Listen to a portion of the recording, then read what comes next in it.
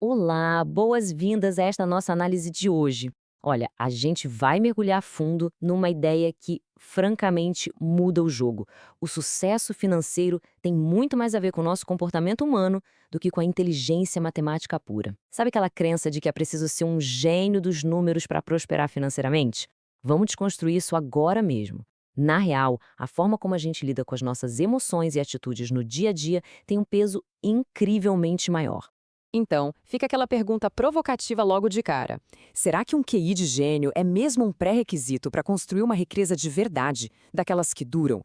É super natural a gente pensar que finanças é um bicho de sete cabeças, quase uma ciência de foguetes, né, que é só para mentes brilhantes. Afinal, se a gente pensa em medicina ou engenharia, o conhecimento técnico supremo é absolutamente indispensável. Mas, adivinha, o mundo do dinheiro joga com regras surpreendentemente diferentes. É fascinante colocar lado a lado duas trajetórias bem reais e bem diferentes. Pensa no Ronald Reid. Ele trabalhou por 25 anos consertando carros num posto de gasolina e depois passou mais 17 anos como um humilde faxineiro. Mas no final da vida, ele deixou uma fortuna impressionante de 8 milhões de dólares. Literalmente 8 milhões. Do outro lado, temos o Richard Fusconi, um executivo financeiro altamente educado, formado em Harvard, que até se aposentou aos 40 anos. E o desfecho dele? Bom, o Fusconi declarou uma falência brutal logo depois da crise de 2008. Esse contraste absurdo nos leva direto para a nossa seção 1, o comportamento supera a matemática. A base de todas essas ideias reveladoras vem de um livro fantástico chamado A Psicologia Financeira, do Morgan Housel. A obra mostra de um jeito muito claro que o faxineiro da nossa história não juntou milhões fazendo operações hipercomplexas. Nada disso. Ele usou paciência e disciplina. Já o executivo, bom, ele tinha todo o conhecimento técnico que você possa imaginar, mas acabou sucumbindo à ganância. A grande sacada aqui é que navegar pelo mundo do dinheiro não é uma ciência exata, feita de algoritmos frios. Na verdade, é uma habilidade comportamental, profundamente ligada à nossa psicologia, às nossas vivências e à nossa capacidade de não agir por impulso quando a pressão aperta. O que nos traz a seção 2? O fator exponencial do tempo. Para entender esse jogo, é absolutamente essencial sacar o poder invisível, mas gigantesco, do tempo e dos juros compostos. Para colocar isso numa escala que a gente consiga visualizar, vamos olhar para um número que é de cair o queixo. O mega investidor Warren Buffett tem um patrimônio líquido que gira em torno de 110 bilhões de dólares. Mas olha só o dado que choca qualquer um. Inacreditáveis 107 bilhões desse total foram acumulados só depois que ele completou 65 anos de idade. Isso deixa cristalino que o superpoder do Buffett não foi apenas acertar na mosca na hora de escolher as ações, mas sim a paciência de continuar investindo sem parar por décadas, deixando a curva exponencial do tempo fazer todo o trabalho pesado.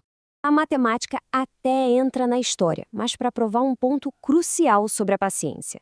Imagina dois perfis diferentes. O investidor A começa cedo, ali nos seus 20 anos, coloca só US$ 300 por mês durante 10 aninhos e simplesmente para de aportar. Lá na frente, na aposentadoria, ele chega a quase 4 milhões e meio. Agora pega o investidor B. Ele quer correr atrás do tempo perdido, então começa aos 30, coloca mais dinheiro, 400 por mês, e continua fazendo isso fielmente por 35 anos seguidos. E o resultado? Ele termina com cerca de 2 milhões e meio. Ou seja, a pessoa que começou antes, mesmo parando de colocar dinheiro, tem quase o dobro daquela que investiu mais por um tempo bem maior. É a prova viva de que o mercado financeiro recompensa muito mais a antecipação e a paciência do que o puro esforço constante. E essa dinâmica toda é resumida com perfeição por uma sabedoria atemporal do grande investidor Charlie Munger. Ele dizia que o dinheiro grande não está na agitação frenética de comprar e vender o tempo todo tentando adivinhar cada soluço do mercado. O dinheiro de verdade é gerado numa coisa muito simples: na espera. O grande obstáculo é que, psicologicamente falando, sentar e não fazer absolutamente nada costuma ser uma das tarefas mais difíceis para o ser humano. Isso nos leva à nossa seção 3, a equação do ego. Sabe, existe uma ilusão muito forte por aí de que ganhar muito dinheiro é sinônimo de ser rico. Mas, quando a gente olha os bastidores, a realidade costuma ser bem diferente e, às vezes, bem sombria. Tem um conceito tão certeiro que quase funciona como uma fórmula matemática universal.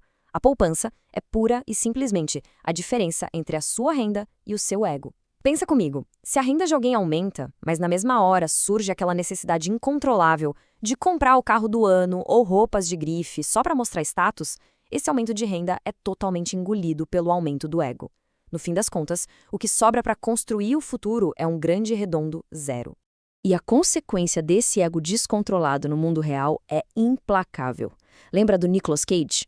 Pois é, ganhos de dezenas de milhões de dólares no cinema desapareceram completamente, consumidos pela necessidade de uma ostentação extrema, tipo a compra de castelos. Agora, voltamos ao nosso zelador, o Ronald Reed. A renda dele era baixíssima, mas o ego dele também era. E foi isso que permitiu que ele levasse uma vida frugal, poupasse e construísse em total silêncio uma fortuna gigantesca. No fim do dia, gastar dinheiro com o único propósito de provar para os outros que se tem dinheiro é, de longe, o atalho mais rápido para a pobreza. Avançando um pouco mais, chegamos à seção 4. Ficar rico versus permanecer rico.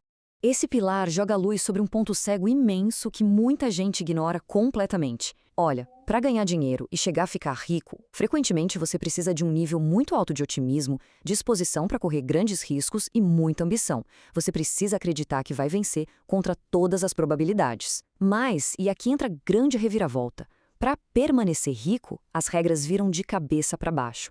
Exige-se frugalidade, uma dose constante de paranoia, sim, aquele medo saudável de que tudo pode dar errado a qualquer instante, e muita, muita humildade. Fazer a transição dessa ousadia toda lá do início para esse instinto de preservação é exatamente onde inúmeras fortunas acabam desmoronando. Um componente essencial dessa mentalidade de preservação é adotar o que chamamos de margem de segurança. É um amortecedor financeiro simplesmente inegociável. O mundo é caótico e o mercado vive cheio de surpresas que ninguém quer, desde crises na economia até a perda do emprego ou uma emergência de saúde. Ter uma reserva ou o hábito de viver um pouco abaixo do que você realmente pode bancar garante que quando, e atenção, é quando e não se, a adversidade bater na porta, aqueles erros ou tropeços naturais não vão resultar numa ruína financeira irreversível. E finalmente chegamos à seção 5, o verdadeiro valor da riqueza. Para a gente entender a riqueza na sua essência, a gente precisa expor abertamente um perigo letal: a incapacidade de sentir que algo já é suficiente. A queda trágica do Bernie Madoff é o exemplo de livro sobre como a ausência de limites destrói vidas. O Madoff era extremamente bem-sucedido pelas vias legais. Ele tinha construído um negócio legítimo em Wall Street que rendia lucros absurdos, algo entre 25 e 50 milhões de dólares ao ano. Ele já era riquíssimo e respeitado. O grande problema, ele simplesmente não tinha a menor ideia do que significava a palavra suficiente. Essa falha psicológica letal fez com que ele orquestrasse um esquema Ponzi colossal buscando ganhos impossíveis. O resultado a gente sabe. Em 2008, ele perdeu a liberdade e destruiu a própria família. A verdade é que a recompensa máxima que o dinheiro pode proporcionar não é o poder de comprar luxos extravagantes. A verdadeira riqueza, a riqueza que realmente importa, é ter liberdade e controle absoluto sobre o próprio tempo. É aquela autonomia impagável de acordar de manhã e saber que o dia pertence inteiramente às suas escolhas, livre da pressão de obrigações indesejadas. É exatamente essa independência monumental que a estabilidade financeira constrói, muitas vezes, no mais absoluto silêncio. É aqui que a filosofia encontra as finanças, perfeitamente descrita pelo sábio filósofo romano Sêneca. Ele dizia: pobres são aqueles que precisam de muito. A regra é clara. Primeiro, ter o necessário. Segundo, compreender a paz de ter o suficiente. A verdadeira pobreza, como já alertavam milhares de anos atrás, não é a ausência de bens materiais, mas sim aquela necessidade insaciável e torturante de sempre querer mais. Aquela pessoa que afasta a própria linha de chegada financeira a cada passo dado vai viver numa eterna miséria emocional, não importa o tamanho da conta bancária. Para encerrar esta nossa exploração fascinante de hoje, fica no ar um pensamento profundamente provocativo. As decisões financeiras que estão sendo tomadas diariamente por aí, elas estão comprando ilusões de status só para impressionar os outros ou estão pavimentando aquele caminho sólido e silencioso da verdadeira liberdade?